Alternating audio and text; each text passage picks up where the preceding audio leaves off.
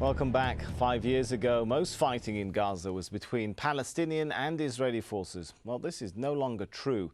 Monday's violence was the worst the people of Gaza had seen in a year, and it was being fought between two Palestinian factions. Tensions between Fatah and Hamas increased significantly since 2005 after the death of PLO leader Yasser Arafat. Well, the conflict intensified after Hamas won the elections in 2006. Now the Palestinian territories are divided de facto between a Fatah-led administration in the West Bank and a Hamas-controlled Gaza.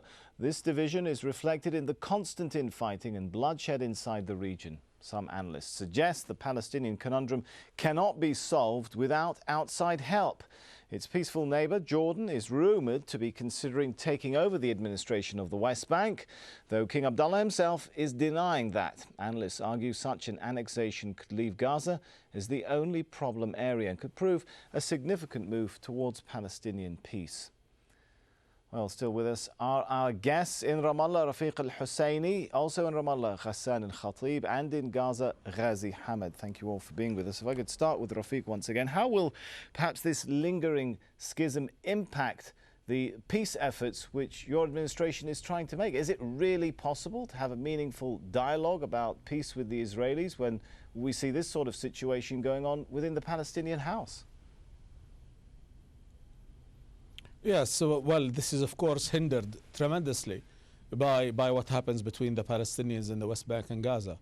Our aim, of course, is to establish a Palestinian independent state with East Jerusalem as its capital. This is the way forward for negotiations with Israel. But of course, Israel has a very good excuse today for all of us, and that is there is no one Palestinian Authority, and Hamas has gotten hold of Gaza, and therefore there will be no ability by the Palestinians to unite and create this Palestinian independent state. Of course, then this becomes a problem. And of course, the Israelis then win the argument in front of the international community. We are not sure that Israel is going to give us anything by the end of this year or agree to anything that is plausible for the Palestinians or an agreement that the Palestinians or the president will accept.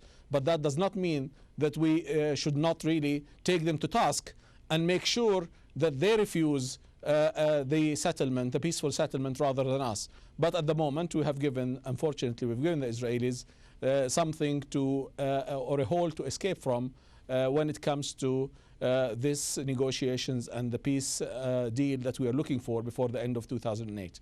Ghassan al-Khatib, despite the perhaps some would say the hard line that Mahmoud Abbas took initially after the split between Gaza and the West Bank, he is now talking repeatedly about national reconciliation and dialogue. Is that because, in a sense, his back is against the wall with this peace process faltering or apparently making no progress? Well, I think that President Mahmoud Abbas, by definition, being the president, is the person with the highest level of interest in solving this problem and bringing back the two parts of his country under his control. And for that reason, Mahmoud Abbas has been making genuine efforts to try to engage with Hamas, number one.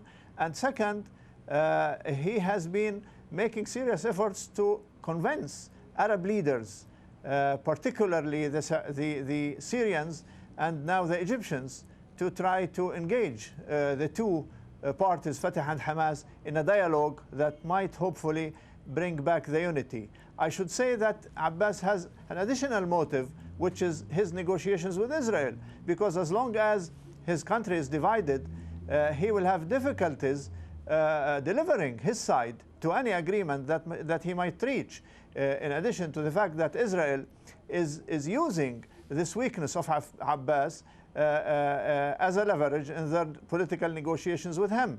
So Abbas has genuine interests in trying to solve the problem inside his country, and unfortunately there is no cooperation with him internally in Palestine, and unfortunately the international community has been, especially the United States, has been trying to discourage him from dialogue with Hamas, and I think maybe also has been discouraging some of the Arab states to try to engage the two rival or fighting parties in Palestine.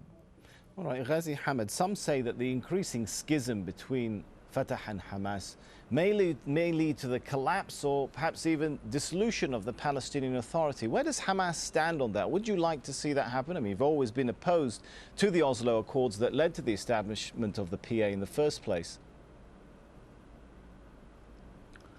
Look, I think first of all, we have what is going on now before 1 year or now. I think all of them are symptoms of the disease itself. We have to look to the roots of the deep roots of the troubles in the Palestinian society.